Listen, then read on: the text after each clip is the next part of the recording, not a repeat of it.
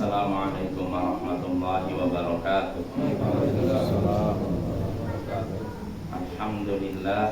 Alhamdulillahi ala ihsani wa syukru lahu ala taufiqihi wa amtinani wa ashhadu an la ilaha illallah wahdahu la syarika lahu ta'ziman li sya'ni wa ashhadu anna Muhammadan abduhu wa rasuluhu da'i ila ridwani wa sallallahu wa sallama alaihi wa ala alihi wa sahbihi wa ikhwani. Amma ba'd, ayyuhal ikhwah wal akhwat, a'azzani wa azzakumullah.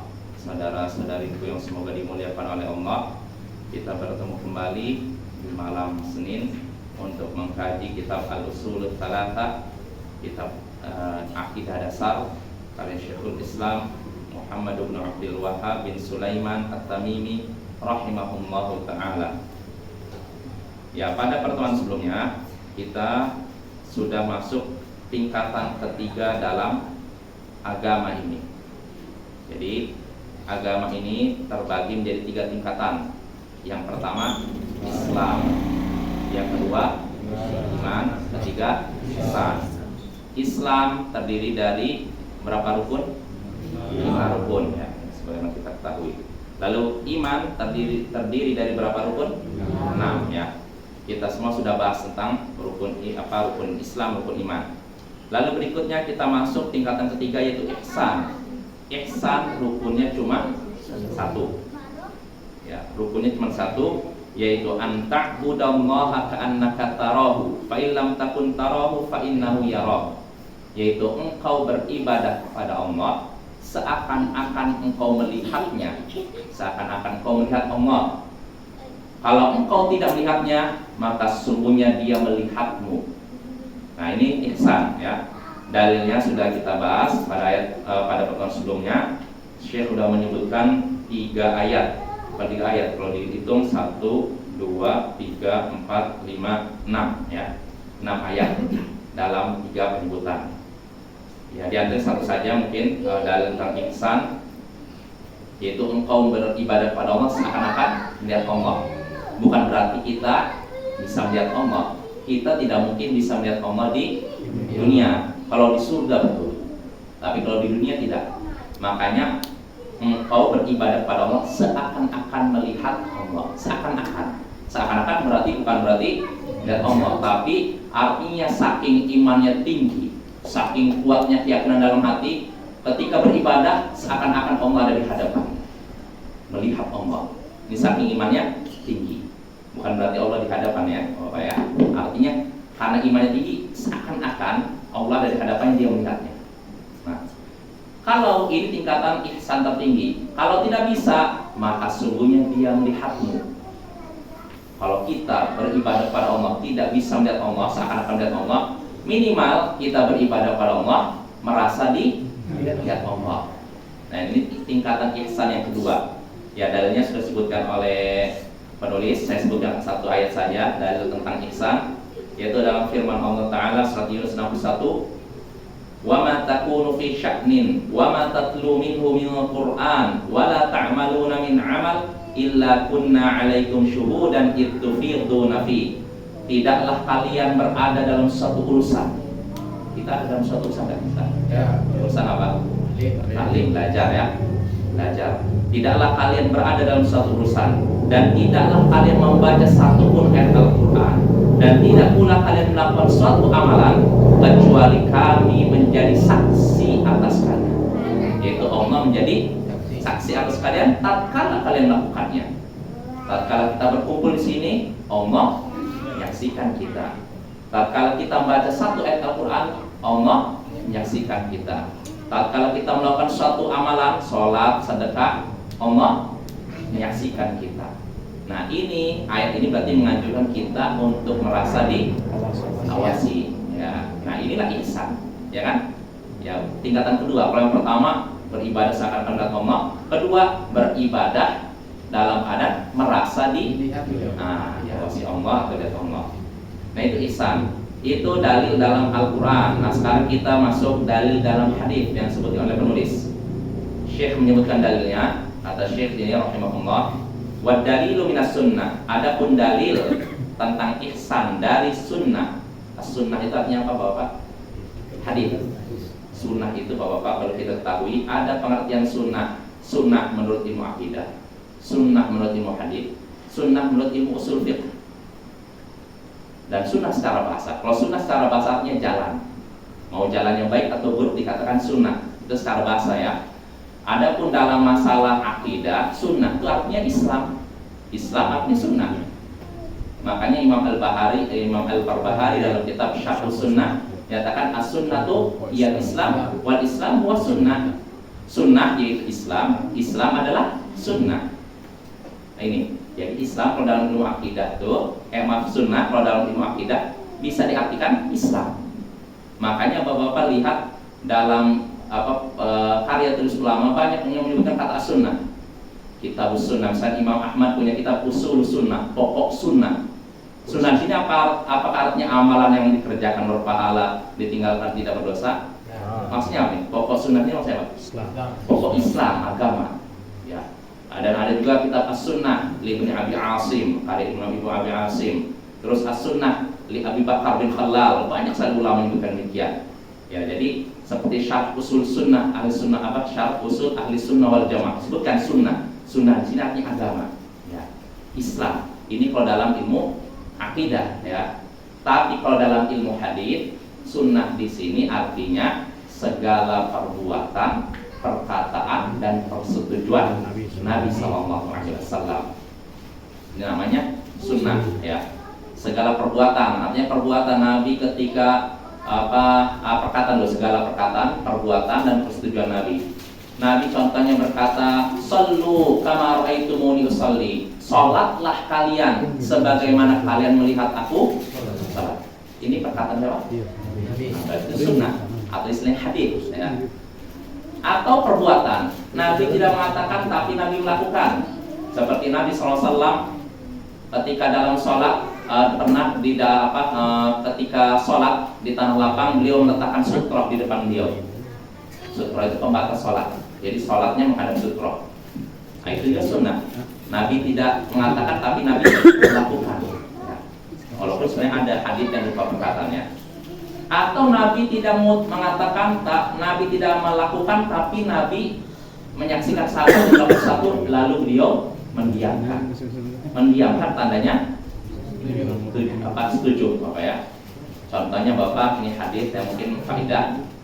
Kisah Ibnu Abbas ketika masih belum balik, dia naik unta melewati orang yang sholat berjamaah. Jadi ketika itu Rasulullah dan para sahabat sedang sholat di lapangan. Ibnu Abbas naik unta melewati depan orang yang sedang sholat berjamaah. Bukan lewat depan Rasulullah, kan Rasulullah imam. Kalau melewati depan imam nggak boleh.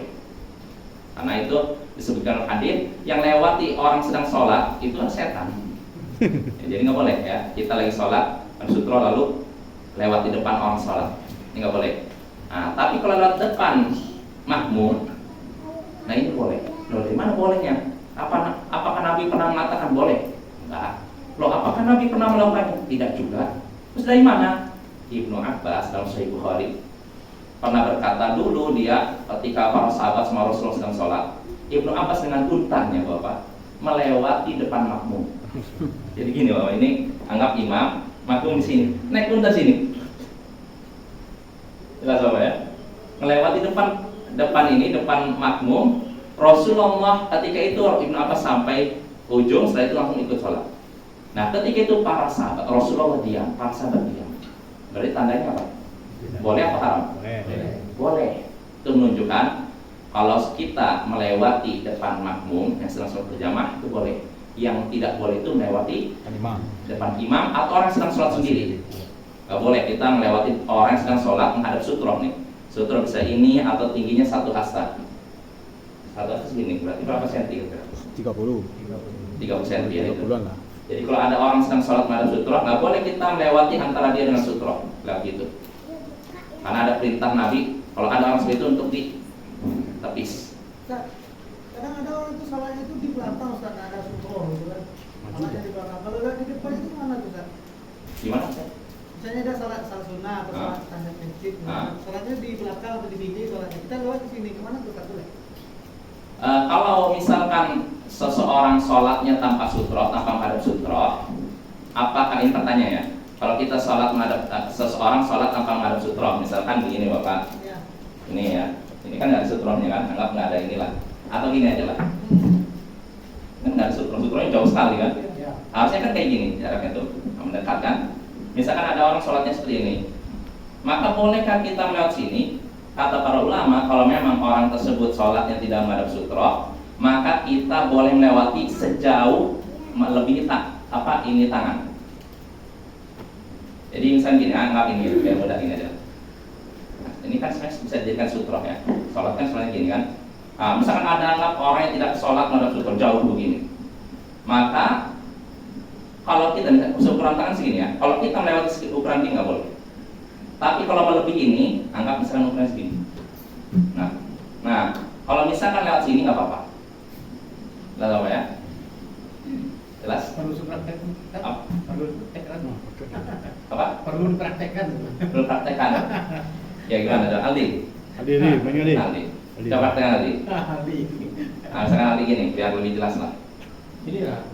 Sini lah. Oh, di situ. Oh iya, boleh. Mulai sini. Kita gini aja lah. Kabelnya sampai. Misalnya gini, saya lagi sholat nggak menghadap sutra misalnya gini. Nah, Aldi lewat sini ya? Oh, saya. Sini. Nah, lewat gini Aldi. Atau dari sini aja lagi, kanan aja biar mudah. Nah. Ini sutranya kan situ Bapak ya. Saya sholatnya nggak menghadap sutra kan. Kan lewat. Saya lagi sholat. Nah, ini saya harus ini. Nggak boleh.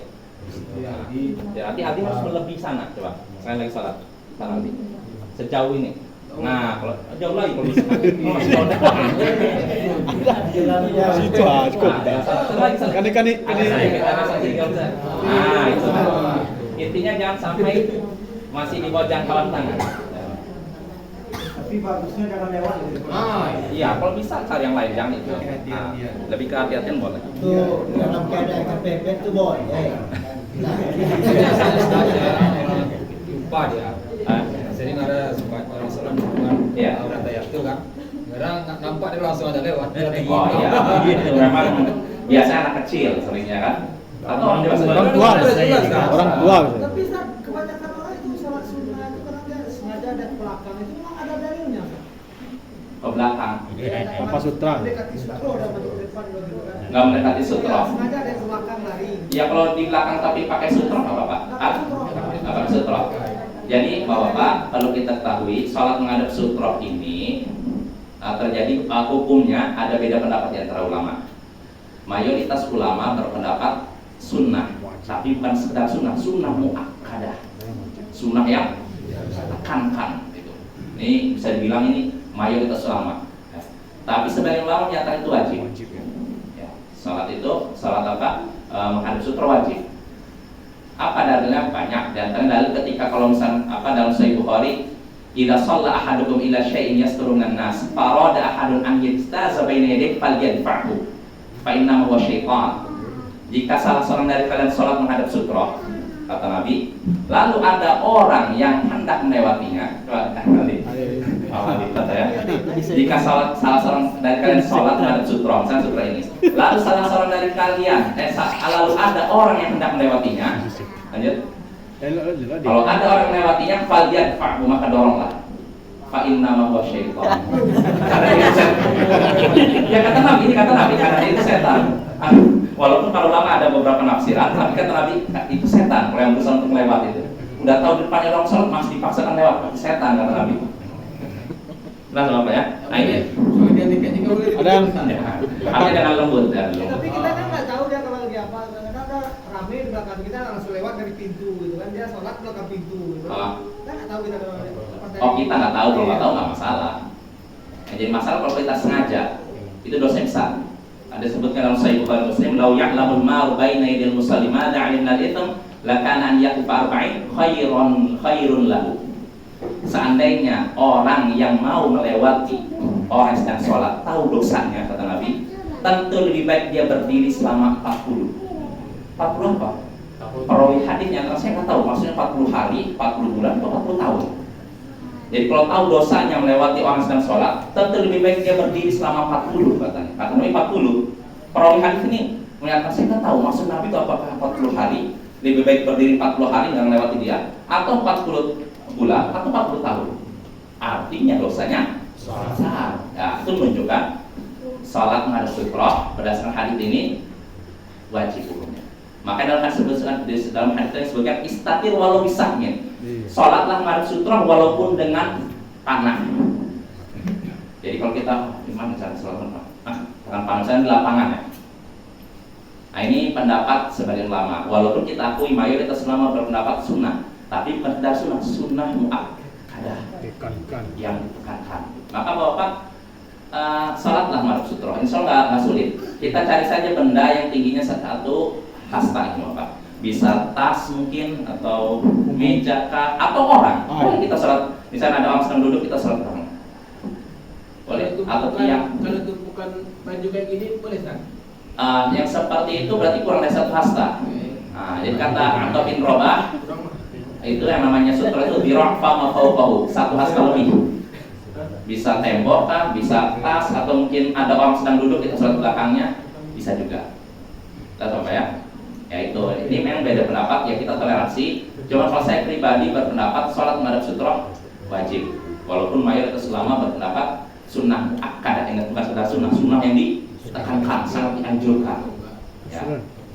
Yaitu masalah sunnah. Jadi bapak, sunnah itu sekali lagi dalam hadis, sunnah menurut ilmu hadis maksudnya itu perkataan, perbuatan dan persetujuan Nabi. Ya, persetujuan Nabi contohnya tadi, Nabi tidak pernah mengatakan silakan jalan di belakang, di depan makmum. Nabi nggak pernah mengatakan demikian.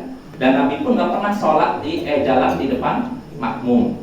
Tapi Nabi pernah mengetahui Ibnu Abbas melewati depan makmum, lalu Nabi mendiamkannya. Kalau Nabi mendiamkan tandanya Boleh. boleh. Sebab kalau itu haram, tentu Nabi akan Tegur.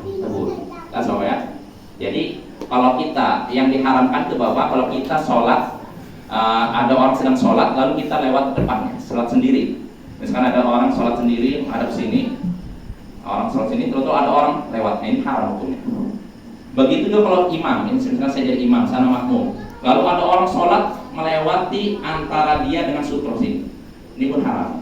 Yang diperbolehkan yaitu melewati depan makmum, belakangnya imam, nah itu boleh. Ya. Kalau binatang yang lewat Ustaz seperti kucing. Kalau bisa diinikan, dihalau, tapi kalau sulit ya biarkan aja. Kenapa? Nah, ini bapak, ini dalil yang menunjukkan juga sutra itu wajib. Diantaranya Nabi SAW pernah suatu ketika beliau sholat, lagi sholat, tiba-tiba ada seekor anak kambing lewat. Apa yang dilakukan oleh Nabi? Apakah biarkan aja? Maju.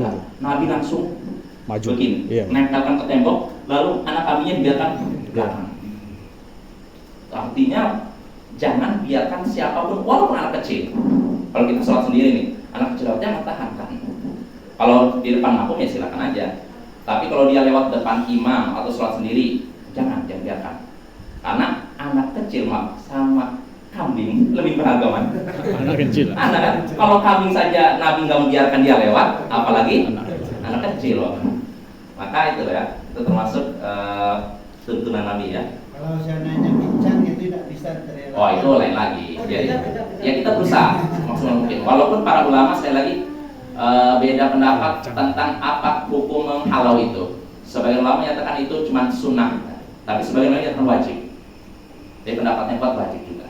Ustaz, misalnya kita yang ada orang lewat itu Ustaz, misalnya sholat tadi itu terpotong nggak apanya? Sholatnya itu terputus.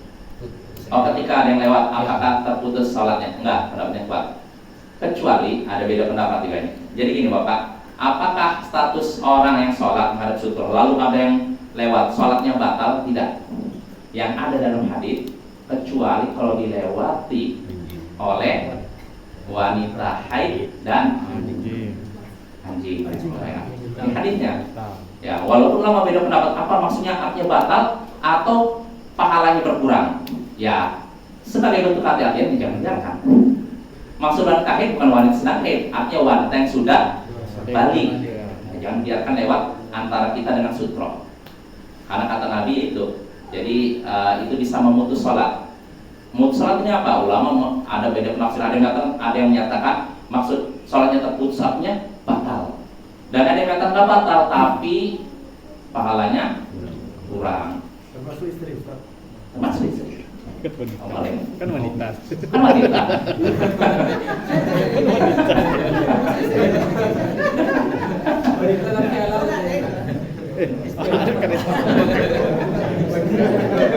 Ayo, ayo. Ya, jelas Bapak ya. Yaitu pengertian sunnah ya, menurut usul, menurut ini hadis. Jadi dalilnya itu nggak ada Ustaz, pertanyaan tadi Ustaz. Yang mana? Yang menjauh dari sutro itu, sengaja salat di belakang atau apa itu? Enggak, justru kita diperintahkan kata Nabi kalau engkau sholat mendekatlah pada sutro, bukan menjauh dari sutro. Berarti menyelisih itu, nak? Masuk menyelisih juga, nak? Iya, mungkin ini aja. Tidak tahu lah. Mungkin tidak tahu atau mungkin wah urusan udah terlalu padat di depan saya mundur mungkin maksudnya gitu. Tapi tetap aja walaupun istilahnya Bapak, kalaupun kita sholatnya sendiri nggak ada orang sama sekali, tetap dianjurkan Sutro. dekat sutro. Ini kalau kita berpendapat sunnah muakkadah kan. Wajib. Tapi kalau berpendapat wajib ya harus dekat dengan sutro. Ya, dan nggak ada ulama yang akan makruh. Ingat, jangan sampai itu kan makruh, nggak ada. Justru ulama cuma berpendapat kalau bukan wajib sunnah muakkadah dan nggak ada yang menyatakan makruh. Kalaupun Bapak kita berpendapat sunnah muakkadah, artinya sebaiknya kita kerjakan atau tinggalkan? Kerjakan. Kerjakan lah, ya kan? Kalaupun kita berpendapat sunnah nggak wajib memang sunnah muakkadah, kerjakan. Ya nggak sulit ya kita sholat menghadap sutro, ya kan? Cuman cari aja tembok kah, atau orang sedang duduk kah, atau mungkin tas atau apapun. Kalau kita di tanah lapang, kalau misalnya bawa tombak, pakai tombak. Seperti Nabi pernah dalam satu ketika beliau di tanah lapang, beliau tancapkan tombak, lalu sholat menghadap tombak. Tombak jadi sutro. Ustaz, Ya. misalnya gini ada orang duduk di depan kan, di belakang orang kita duduk. Kita ada sholat. Setelah itu orang itu pindah dia. Pindah. Nah, jadi kita nak ngadap sutro lagi kan, kita panjang kan, gimana apa kita lagi? Kalau kira-kira mendekat sutro nanti ramai kan? Kalau itu orang jalan dikira. Ya kalau memang kita ini artinya nggak apa-apa. Kalaupun kita berjalan mendekat sutro nggak apa-apa. Itu nggak membatalkan. Karena gerakan itu Bapak dalam sholat, dalam fikih ini ada gerakan yang membatalkan sholat, ada gerakan yang makruh, dan ada gerakan yang sunnah, dan ada gerakan yang wajib. Jelas Bapak ya. Kalau yang haram ya gerakan yang main-main seperti apa, loncat-loncat, nah itu makruh seperti banyak gerakan yang nggak diperlukan gitu. Tapi kalau yang sunnah yaitu seperti sutro. Jadi kalau misalkan kita misalkan lihat orang depan kita nyingkir lalu kita jalan, maka nggak masalah. Nah itu diperbolehkan karena itu ada kebutuhan. Lihat Tapi jauh dekatnya enggak? tadi Pak Ulama menyatakan kalau misalkan jauhnya terlalu jauh, misalkan gini 100 meter kan? misalkan ini Ramadan sholat di belakang alis itu kan, sutronya di sini terlalu jauh kan, nggak usah jalan. Tapi kalau cuman sedikit, misalnya gini, saya sholat di sini, ada orang sholat di depan saya kan, dia duduk di depan saya jadikan dia sutro. Lalu orang ini menyingkir, maka kalaupun berjalan kan nggak terlalu jauh kan, nah ini nggak masalah. Tapi kalau udah seperti orang sedang berjalan-jalan aja. Berarti 3 langkah ya Ustaz? Iya, pokoknya kalau mungkin ini aja Pak, nggak ada ketentuan seperti itu. Kata para ulama tergantung urf, kebiasaan masyarakat. Artinya gini, kalau masyarakat anggap orang ini seperti berjalan-jalan. Kalau misalkan 2 langkah udah dianggap berjalan-jalan, maka nggak usah, nggak perlu. Tapi kalau 1 langkah kan nggak dianggap jalan kan? 1 langkah biasa aja kan? Tapi kalau sampai 2 langkah, 3 langkah, ini udah kayak bukan sholat kan, jalan gitu. Gak ada ketentuan harus berapa langkahnya. Yang jelas kita Bapak terlepas dari hukumnya wajib atau sunnah muakkadah, hendaknya ketika sholat kita menghadap sutro. Sutro itu pembatas. Ya minimal tingginya 1 hasta. Kata Imam Atta bin Rabah, dira'un fama fawqahu. Ukuran 1 dira', 1 hasta atau lebih. Mau lebih bagus. Tapi yang minimal segini. 1 hasta gitu. Berapa senti? 30-an, 35 nih.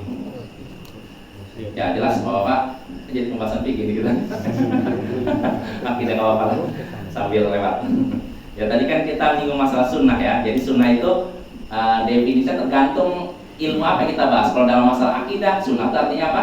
Islam. Tapi kalau dalam masalah hadis, dalam masalah ilmu hadis, sunnah itu artinya perkataan, perbuatan, persetujuan dan sifat Nabi. Saya lupa tambah satu lagi. Jadi sifat Nabi, Nabi itu misalkan rambutnya dibelah tengah, lalu beliau ya pokoknya sifat fisiknya itu dikatakan sunnah menurut ilmu hadis. Tapi kalau dalam ilmu usul fiqh, sunnah itu cuma 3 tadi, perkataan, perbuatan dan persetujuan Nabi SAW. Nah yang jadi ini jadi atau nah ini satu lupa lagi Bapak. Kalau dalam ilmu fikih sunnah itu artinya apa? Amalan kalau yang dikerjakan berpahala, ditinggalkan rugi tidak berpahala, ya tapi tidak dosa istilahnya. Lalu apa ya? Maka keliru kalau orang menyamaratakan, misal kita ngasih tahu suatu amalan yang hukumnya wajib, misalkan apa sunnah hukumnya wajib ya? Wajib. Jangan itulah yang lain. Ya apa yang kira-kira banyak dilalaikan? Apa ya contohnya? Sutra. Isbal. Yang lain apa yang kira-kira ini yang Banyak ya. ya pokoknya Bapak, misalkan kita nyampaikan suatu hadis, ya hadis ini Sutra tadi. sutro. Oh sutro kita nggak wajib. Oh ya udah boleh sutro aja lah. Misalkan kita ngasih tahu orang, banyak orang salah paham istilah sunnah ini. Jadi ketika kita kasih tahu, kamu sholatnya menghadap sutro ya, itu sunnah. Ya itu kan sunnah, mau dikerjakan silakan nggak apa-apa. Nah ini nggak paham. Dia ngira sunnahnya menurut ilmu fikih, padahal maksudnya ilmu hadis atau usul fikih. Artinya ini dikerjakan Rasul yang hukumnya wajib menurut sebagian ulama, dan sebagian ulama menyatakan sunnah muakkadah. Nah itu, kita coba ya. Jadi pengertian sunnah itu tergantung konteksnya. Dalam ilmu apa? Tidak hadis, usul fikih atau fikih. Ya, tapi kalau di sini maksudnya sini minas sunnah berarti maksudnya sandingannya bukan, sandingannya Al-Quran. Ya, berarti apa? Ilmu usul fikih. Ya.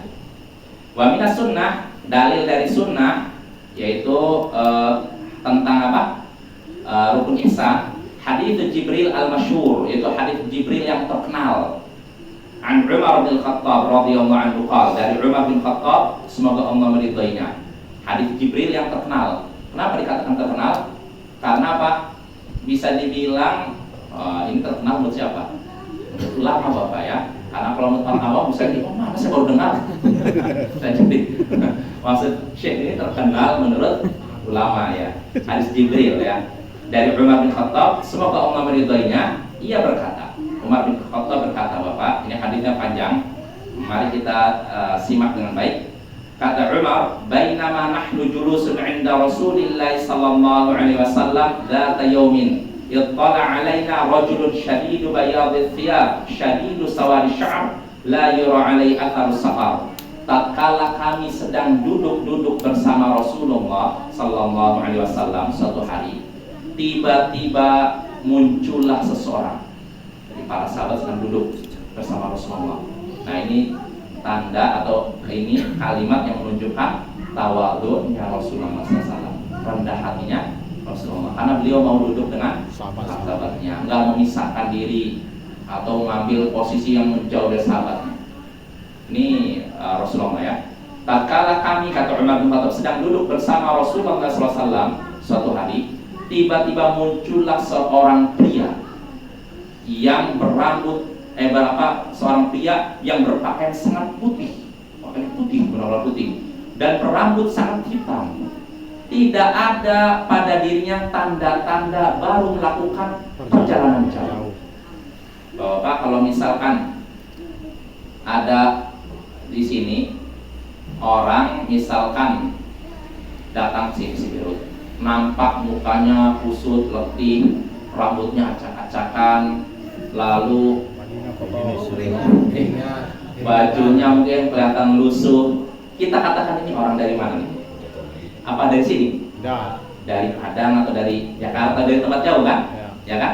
Nah, tapi kalau misalkan orang ini pakaiannya rapi, bersih, apakah kita katakan orang ini dari jauh? Orang sini. Hah? Tidak. Kemungkinan besar dari sini kan? Ya kan? Nah, tapi anehnya di sini kata Pak Umar bin Khattab, orang ini nih pakaiannya bersih.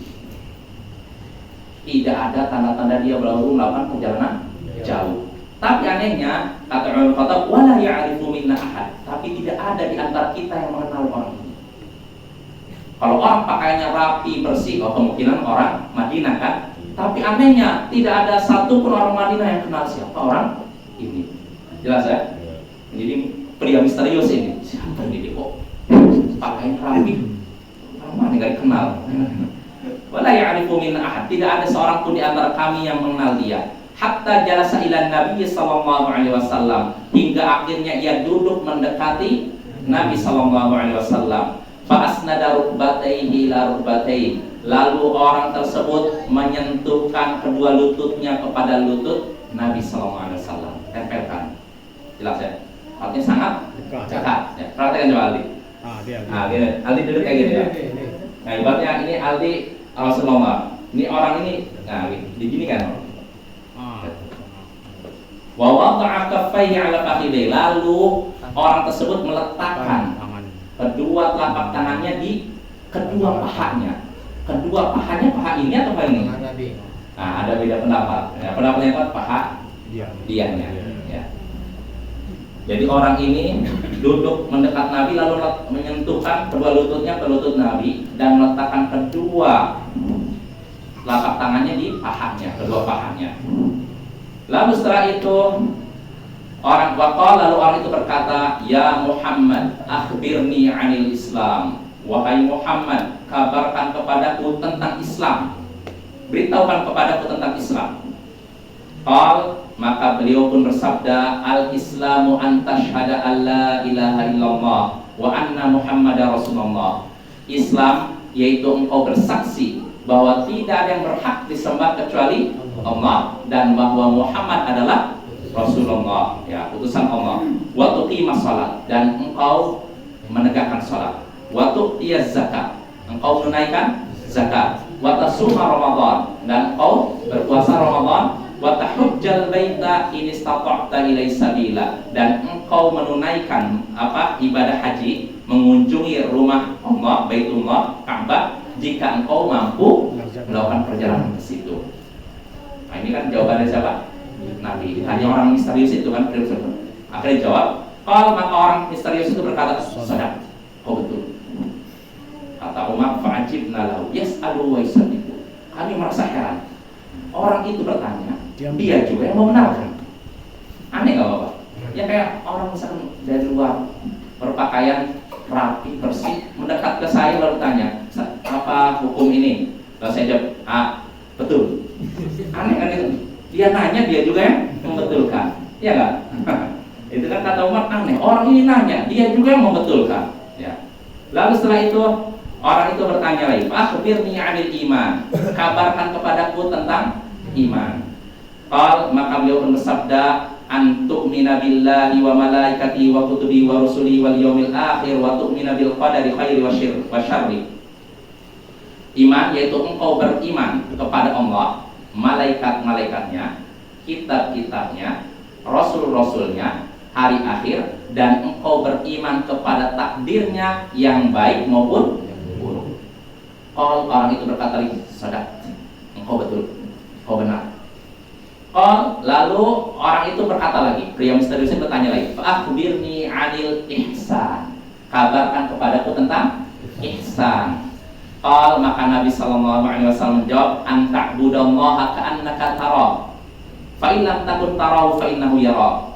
Ihsan yaitu engkau beribadah kepada Allah seakan-akan engkau melihatnya. Kalau engkau tidak melihatnya, maka sungguhnya dia melihatmu. Nah, jelas Bapak? Udah berapa pertanyaan tuh? 3 kan? Lalu orang ini, pria misterius ini bertanya lagi, akhbirni 'anis sa'ah. Kabarkan kepadaku tentang hari kiamat. Artinya kapan hari kiamat? Dia pun menjawab, mal mas'ulu anha bi'a'lama minas sa'il. Yang ditanya lebih tidak tahu daripada yang nanya. Artinya sama-sama tidak tahu. Ya, yang ditanya lebih tidak tahu dibandingkan yang nanya. Gitu. Lalu pria misterius ini bertanya lagi, fa'akhbirni an amaratiha. Kalau begitu, kabarkan kepadaku tentang tanda-tanda hari kiamat. Maka Nabi Sallallahu Alaihi Wasallam menjawab, antalidal amatu rabbataha. Tanda-tanda hari kiamat yaitu tatkala seorang budak perempuan melahirkan majikannya. Wa antarul hufatal uratal alata ri'a asya'i yatatawaluna fil bunyan. Dan tanda berikutnya, engkau menyaksikan ada orang-orang yang tidak beralas kaki, telanjang dada, penggembala kambing, tapi berlomba-lomba dalam meninggikan bangunan. Nah ini tanda hari kiamat. Pertama, seorang budak perempuan melahirkan majikannya. Ini ulama ada beberapa penafsiran. Di antara penafsirannya yaitu banyaknya anak durhaka. Jadi apa? Durhakanya apa? Si ibu ini melahirkan anaknya jadi seakan-akan majikannya. Bu, belikan saya ini bu. Bu, tolong pijat saya bu. Bu.